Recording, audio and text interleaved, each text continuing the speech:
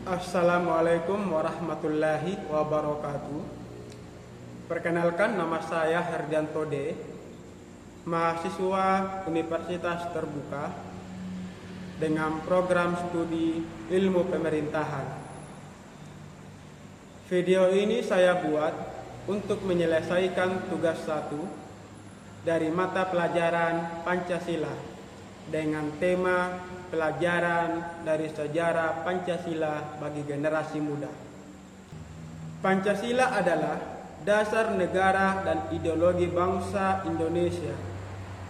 Sebagai pilar utama, Pancasila tidak hanya berfungsi sebagai landasan hukum, tetapi juga sebagai panduan moral dan etika dalam berkehidupan, berbangsa, dan bernegara. Namun, perjalanan Pancasila tidaklah mulus, melainkan mengalami berbagai dinamika sejarah yang membentuknya menjadi seperti sekarang. Proses lahirnya Pancasila melalui 3 tahap utama, yaitu Badan Penyelidik Usaha-Usaha Persiapan Kemerdekaan Indonesia atau disingkat BPUPKI yang merumuskan dasar negara. Terus Panitia 9 yang menghasilkan Piagam Jakarta, dan Panitia Persiapan Kemerdekaan Indonesia atau biasa disingkat PPKI yang mengesahkan Pancasila dalam sidang akhir. BPUPKI dalam sidang pertama BPUPKI tanggal 29 Mei 1 Juni 1945, para tokoh bangsa seperti Muhammad Yamin, Soekarno, dan Soekarno menyampaikan gagasan tentang dasar negara.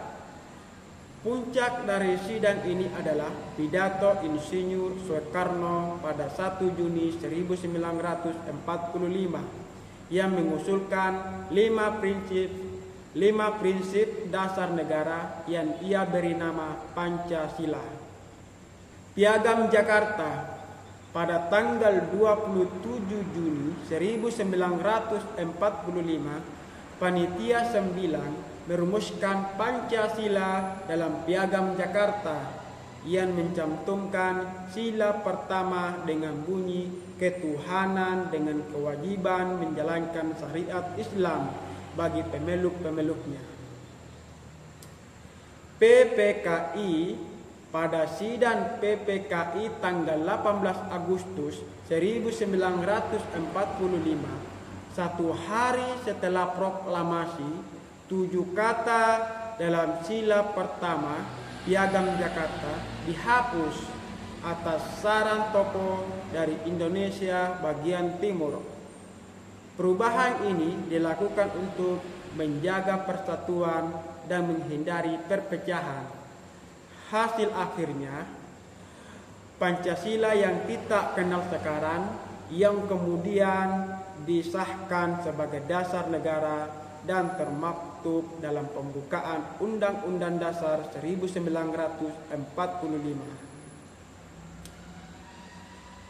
Adapun peristiwa penting dan nilai yang tercermin dalam proses lahirnya Pancasila. Peristiwa paling penting dalam proses lahirnya Pancasila ini adalah perubahan pada sila pertama dalam Piagam Jakarta. Baik, di sini saya akan menjelaskan mengapa sila pertama itu dirubah. Perumusan Piagam Jakarta pada tanggal 22 Juni 1945, Panitia 9 terdiri dari tokoh-tokoh seperti Soekarno, Hatta, dan Bagus Hadikusumo merumuskan Pancasila yang mencantumkan sila pertama itu berbunyi ketuhanan dengan kewajiban menjalankan syariat Islam bagi pemeluk-pemeluknya. Mengapa sila pertama dalam Pancasila yang berbunyi ketuhanan dengan kewajiban menjalankan syariat Islam bagi pemeluk-pemeluknya itu dirubah karena sehari setelah proklamasi pada tanggal 18 Agustus 1945, delegasi dari wilayah timur Indonesia yang mayoritas non-muslim menyampaikan keberatan terhadap kalimat syariat Islam. Mereka khawatir kalimat tersebut akan memecah belah bangsa yang baru merdeka. Tokoh-tokoh seperti Johannes Lautu Harhari juga menyuarakan kekhawatiran ini. Sehingga demi menjaga persatuan dan kesatuan bangsa, para pendiri bangsa termasuk tokoh-tokoh Islam seperti Ki Bagus Hadikusumo dan Kasman Singgodimedjo berbesar hati menyetujui penghapusan 7 kata tersebut. Perubahan ini disepakati setelah Muhammad Hatta melakukan negosiasi dengan tokoh-tokoh Islam. Hasilnya adalah perubahan sila pertama menjadi ketuhanan yang Maha Esa, yang kemudian disahkan pada sidang PPKI dan termaktub dalam pembukaan Undang-Undang Dasar 1945. Peristiwa ini menunjukkan semangat musyawarah, mufakat, dan toleransi yang luar biasa dari para pendiri bangsa demi kepentingan yang lebih besar, yaitu persatuan dan keutuhan bangsa Indonesia yang majemuk. Ada nilai-nilai yang tercermin dari peristiwa proses lahirnya Pancasila, dan kita sebagai generasi muda dapat mengamalkan nilai-nilai ini. Nilai-nilai yang dapat kita amalkan yaitu sikap, toleransi, dan saling menghargai, di mana para pendiri bangsa menunjukkan toleransi yang tinggi dengan bersedia mengubah rumusan awal yang berpotensi memecah belah. Tokoh-tokoh Islam berbesar hati menerima usulan penghilangan 7 kata demi mengakomodasi keberatan dari perwakilan Indonesia bagian timur yang mayoritas non-muslim. Nilai ini menunjukkan bahwa persatuan dan kesatuan bangsa lebih penting daripada kepentingan golongan. Nilai yang kedua, musyawarah dan mufakat. Keputusan besar untuk mengubah sila pertama dicapai melalui dialog dan musyawarah antara para pendiri bangsa.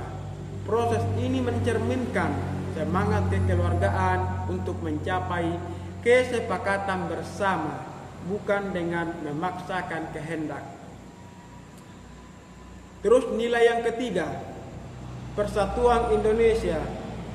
Kesepakatan yang dicapai melalui musyawarah tersebut menunjukkan bahwa para pendiri bangsa menempatkan persatuan dan kesatuan bangsa di atas kepentingan pribadi dan golongan. Mereka menyadari bahwa Indonesia adalah negara majemuk dengan keputusan yang diambil harus dapat merangkul semua elemen bangsa. Terus rela berkorban. Para tokoh Islam rela melepaskan rumusan sila pertama yang sesuai dengan aspirasi mereka demi kepentingan yang lebih besar, yaitu persatuan bangsa yang baru saja merdeka. Sikap ini merupakan contoh nyata dari semangat rela berkorban untuk negara, mengutamakan kepentingan bangsa dan negara.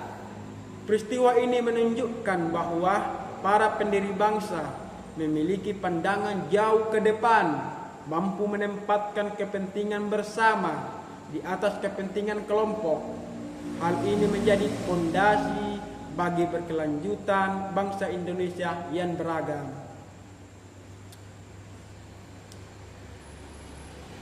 Dari proses lahirnya Pancasila ini, ada pelajaran yang dapat kita ambil.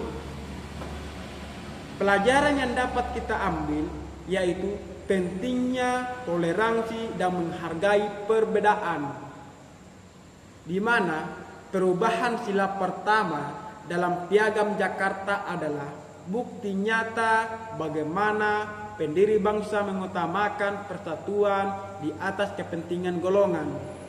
Pelajaran ini mengajarkan bahwa keberagaman adalah kekuatan, bukan perpecahan.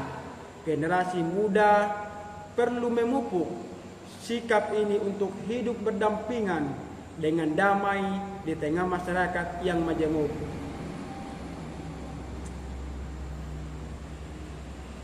Terus musyawarah sebagai solusi. Setiap keputusan yang besar, termasuk penetapan dasar negara, diambil melalui musyawarah dan mufakat. Proses ini mengajarkan pentingnya dialog dan diskusi untuk mencari jalan keluar yang terbaik tanpa harus memaksa kehendak di era digital ini, di mana perbedaan pendapat mudah memicu konflik. Pelajaran ini sangat relevan. Semangat gotong royong.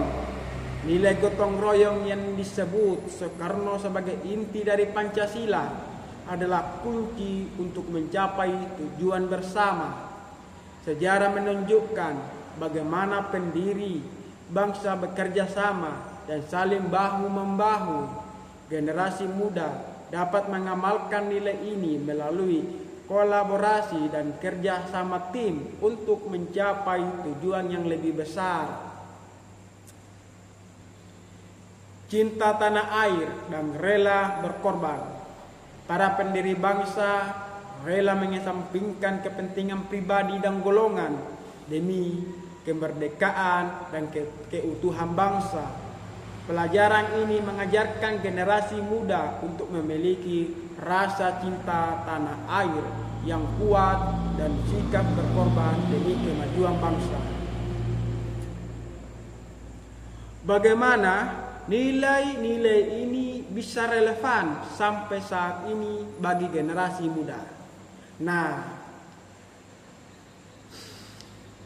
nilai-nilai ini bisa relevan sampai saat ini bagi generasi muda karena untuk menghadapi di era digital, di tengah gempuran informasi dan media sosial, generasi muda dihadapkan pada resiko radikalisme, hoax, dan ujaran kebencian yang dapat memecah belah bangsa. Nilai toleransi dari proses lahirnya Pancasila relevan untuk membangun sikap inklusif dan menghargai perbedaan di dunia digital. Membangun karakter bangsa. Pancasila menjadi pedoman moral dan etika bagi bangsa generasi muda untuk membentuk karakter yang kuat, bertanggung jawab, dan berintegrasi dengan berpegang pada nilai-nilai Pancasila. Generasi muda tidak mudah terpengaruh oleh budaya asing yang sesuai dengan kepribadian bangsa. Partisipasi aktif dalam pembangunan. Dengan semangat gotong royong, generasi muda dapat berperan aktif dalam berbagai kegiatan, baik di sekolah, kampus, maupun masyarakat. Nilai ini mendorong mereka untuk berkolaborasi dan berkontribusi secara positif bagi kemajuan bangsa. Menjaga keharmonisan sosial. Di tengah keberagaman suku, agama, dan budaya, nilai-nilai Pancasila mengajarkan pentingnya menjaga keharmonisan dan mencegah konflik sosial. Toleransi, musyawarah, dan gotong royong menjadi kunci bagi generasi muda untuk menciptakan masyarakat yang adil dan beradab. Itulah tadi bagaimana pelajaran dari sejarah Pancasila bagi generasi muda. Cukup sekian dan terima kasih. Assalamualaikum warahmatullahi wabarakatuh.